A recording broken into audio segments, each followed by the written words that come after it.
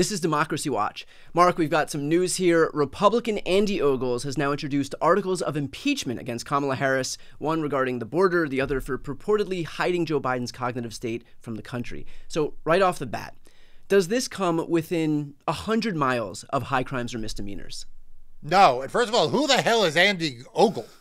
I mean, like, where is he even from? Like, you know, these guys, they get elected to the House among the Republican Party, and they immediately decide that the only way they will gain any profile is by doing and saying completely irresponsible and outrageous things. And this is a good example of it. You know, impeachment was, you know, once something that was seen as, you know, really, really important, and if not sacred, then, you know, a very solemn part of the Constitution.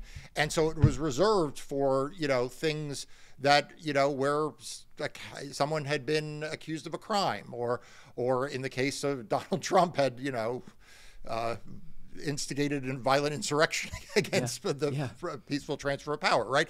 Like, these were very, very serious things. And now Republicans are using this and trivializing it, you know, to like be like social media memes. Right. Well, still, they want the optics of this process moving forward, knowing full well that there's no there. So even though it's baseless, and even though it'll ultimately amount to nothing, what's going to happen next in this process? Nothing. Right? I mean, like, look, they couldn't get out articles of impeachment the last time they tried this against President Biden. You know, there is a quick to go to the draw in like getting the initial press hit with these ridiculous things. But at the end of the day, you know, they can't get any, there's no there. So they're not able to actually advance these things at all. So I don't expect either of these are going to go anywhere beyond just the press release phase.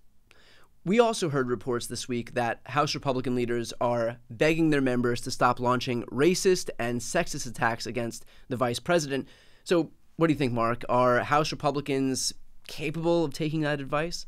I mean, this is probably the most telling story of the modern Republican Party, where you have to have House leadership tell their caucus, please stop being racist. Like, it's not helping us every time you guys are racist or sexist.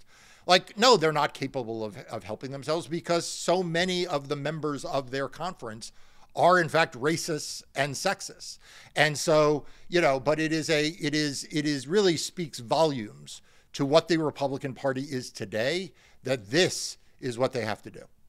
I believe there was a headline in Politico that said GOP leaders to their, you know, Republican members, stop being racist. And my first thought was, you know, GOP leaders to fish, stop swimming. It's like, you're not gonna get what you want out of this thing, because like, this is who these people fundamentally are. You know, the people who surface these attacks on DEI. I believe we had a member of Fox and Friends come up this morning and refer to a sorority that Kamala Harris is speaking at today as a colored sorority. It's like, yeah, and look, it is not just that these are who they are, but these are the kinds of attacks they feel like they need to make to be politically relevant and to be attractive to their donors, to their voters, and the like. You know, it is not just that they have the inclination to say and repeat terrible things, but they are egged on by an entire ecosystem, a media ecosystem, a Trumpian ecosystem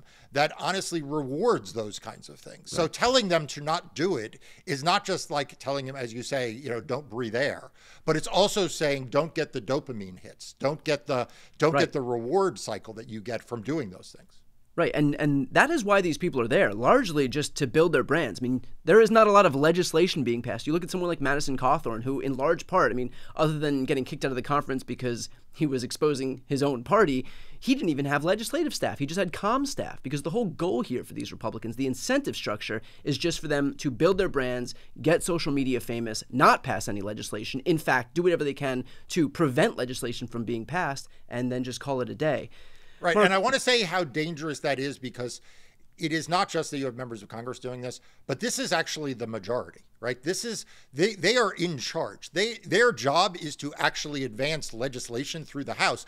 And we keep seeing over and over again, it's gotten sort of out of the news some now because there's been so much presidential news, but the utter failure of Speaker Mike Johnson to be able to command a majority of the House to pass critical must-pass legislation because his conference won't vote for it. They won't even oftentimes support the rules that leadership needs to bring things to the floor.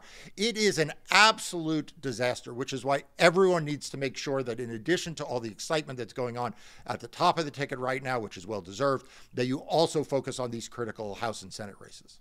Yes, and you've been beating this drum for a long time. I've been reading about it, especially on Democracy Docket. That's the free news outlet you founded to focus on everything voting and elections. A great resource. And for those watching right now, if you want to support the work that Marc and his team are doing, please make sure to sign up for Democracy Docket. I'll put the link right here on this screen and also in the post description of this video. Marc, what does it say more broadly that Republicans feel like the only way they can campaign right now against Kamala Harris is to perform stunts like, for example, this sham impeachment effort? It just goes to show how scared and desperate they are, right? I mean, it was only, a week ago or so that, the Trump campaign was talking about a landslide and that they had this all figured out. They were given big, glossy profile interviews to the Atlantic and other publications about just how smart they were and just how much figured out this has. Turns out, I'm not sure they had it quite as figured out as they thought they did when the nominee was going to be Joe Biden, but they definitely don't have it figured out when the nominee is Kamala Harris. She is a dynamic individual, a compelling speaker, a tireless campaigner, just absolutely brings a set of skills as a candidate that they are not ready for, and they are freaked the hell out. So they are, they are grasping at the things now they can do. And some of these tactics, like the ones we've seen here, are disappointing against the sweep of the importance of impeachment in the House. They are disappointing in that they are engaging in racist conduct that they are being told not to engage in. And of course, it's disappointing because it is a party that has unified behind a felon, a wannabe autocrat, and someone who is not fit for office in the name of Donald Trump. So I'm glad to see that Vice President Harris is at the top of the ticket. I'm encouraged and enthusiastic about it, but the Republicans are in complete disarray.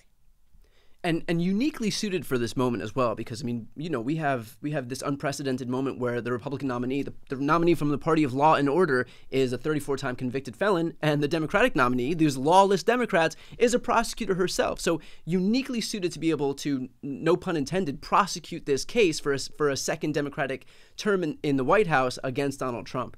Let's finish off with this. Aside from attacking Kamala, I feel like another goal with these articles of impeachment, for example, is to just cheapen the whole process so as to make Donald Trump's impeachment seem less consequential. And of course, the same could be said about the failed efforts to impeach President Biden and members of his cabinet.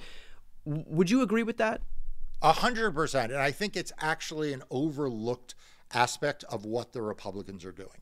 Because what the Republicans have been doing for the last couple of years is simultaneously worrying about winning elections and catering to the ego of Donald Trump. And those two things are oftentimes in tension. So, you and I have talked in the past about how they raise money that is in short and limited supply for campaigns, and they spend it on Donald Trump's legal fees, right? That's an example of where there's that tension.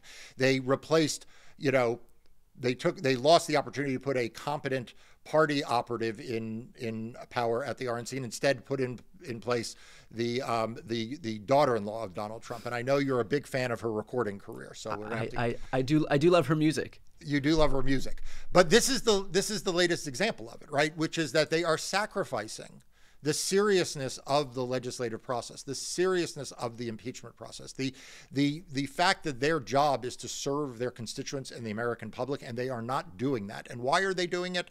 Not even because it helps in some electoral purpose, but because it helps soothe the ego of a failed one-term president who himself was twice impeached and is now a convicted felon.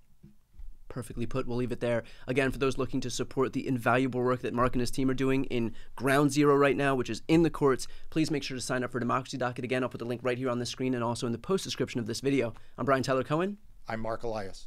This is Democracy Watch.